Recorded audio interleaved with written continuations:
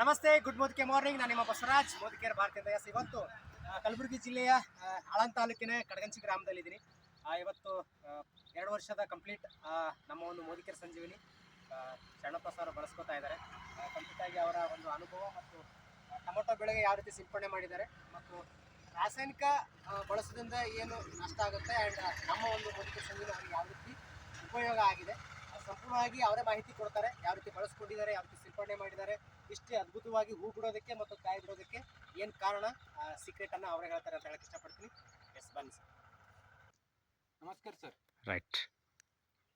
ನೋಡ್ರಿ, ನಾವು ಈ ಮೋದಿಕೆ ಎಣ್ಣೆ ಏನು ನಾವು ಬಳಸ್ತಿದ್ದೀವಲ್ಲ, ಇದರಿಂದ ನಮಗೆ ಬಹಳ ಅದ್ಭುತ ಆಗಿದೆ.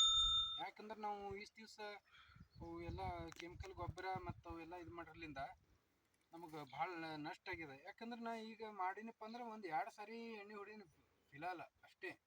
ಯಾಕಂದ್ರೆ ಇಷ್ಟು ಚಿಗುರು ಬರ್ಬೇಕಪ್ಪ ಅಂದ್ರೆ ಸ್ವಲ್ಪ ಭೂಮಿಗೆ ಅದಕ್ಕೆ ಸ್ವಲ್ಪ ಏನ್ರಿ ಅಂಡರ್ಸ್ಟ್ಯಾಂಡಿಂಗ್ ಅದ.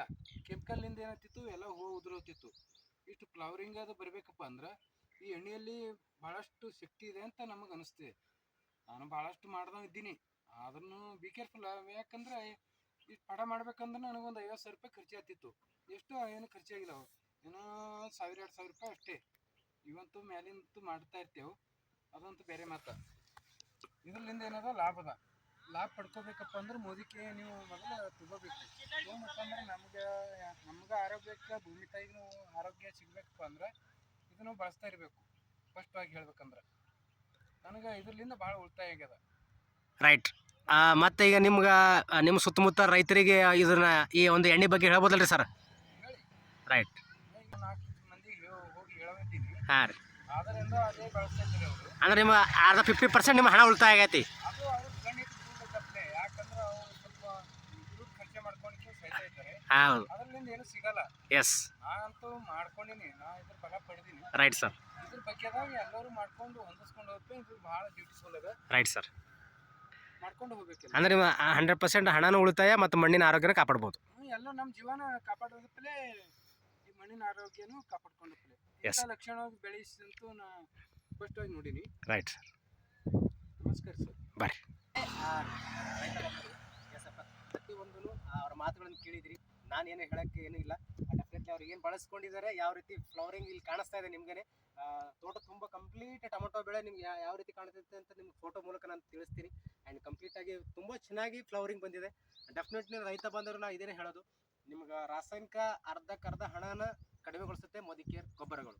ಅದಕ್ಕೋಸ್ಕರ ಪ್ರತಿಯೊಬ್ಬರು ರೈತ ಬಂದರು ಬಳಸಿ ಇನ್ನಷ್ಟು ಹೆಚ್ಚಿನ ಮಾಹಿತಿಯಾಗಿ ಇನ್ನೂ ಅದ್ಭುತವಾದಂಥ ರಿಸಲ್ಟ್ ನನ್ನ ಒಂದು ಯೂಟ್ಯೂಬ್ ಚಾನಲ್ ಇದೆ. ನನ್ನ ಯೂಟ್ಯೂಬ್ ಚಾನಲ್ ಇನ್ನೂ ಯಾರು ಸಬ್ಸ್ಕ್ರೈಬ್ ಮಾಡ್ಕೊಂಡು ಹೇಳಿದ್ರೆ ಎಲ್ಲ ರೈತ ಬಾಂಧವರು ಸಬ್ಸ್ಕ್ರೈಬ್ ಮಾಡ್ಕೊಳ್ಳಿ. ರಿಸಲ್ಟ್ ಮತ್ತು ಯಾವ ಟೈಮಿಗೆ ಎಷ್ಟು ಸಿಂಪಡಣೆ ಮಾಡಬೇಕು ಒಂದು ಬೆಳೆಗೆ ಅನ್ನೋದು ಸಂಪೂರ್ಣ ಸಲಹೆ ಕೂಡ ನಿಮಗೆ ಸಿಗುತ್ತೆ ಅಂತ ಹೇಳ್ತಾ ಮತ್ತೊಂದು ರಿಸಲ್ಟ್ ಜೊತೆ ಬರ್ತೀನಿ. ಅಲ್ಲಿವರೆಗೂ ನಮಸ್ತೆ. ಪ್ರತಿಯೊಬ್ಬರಿಗೂ ಈ ವಿಡಿಯೋನ ಶೇರ್ ಮಾಡಿ, ಹಾಗೆ ನಿಮ್ಮ ಹಳ್ಳಿ ಮತ್ತು ಊರು, ನಿಮ್ಮ ಜಿಲ್ಲೆ ಕಮೆಂಟ್ ಮಾಡಿ. Thank you. ಇದು ನಮ್ಮ ಆರೋಗ್ಯ ಬಗ್ಗೆ ಅಂತ ವಿಚಾರ ಮಾಡಬೇಕು ಅಷ್ಟೇ. ಈಗ ಭೂಮಿತಾಯಿ ನಾವು ಒಂದು ಕಾಪಾಡ್ಕೊಂಡೇವಪ್ಪ ಅಂದ್ರೆ ಅದು ನಮ್ಮ ಆರೋಗ್ಯ ಕಾಪಾಡ್ಕೊಂಡಪ್ಪಲೇ ಅದಕ್ಕೂ ಕಾಪಾಡಬೇಕು. ರಾಸಾಯನಿಕ ಗೊಬ್ಬರದಿಂದ ನಮಗೆ ಭಾಳ ಲಾಸ್ ಆಗಿದೆ. ಯಾಕಂದ್ರೆ ಅದರಿಂದ ನಾವು ಇವೆಲ್ಲ ಏನು ವಿತಾರಗಳ ಮಾಡ್ತೇವಲ್ಲ ಆ ಟೈಪ್ ಆಗಿದೆ.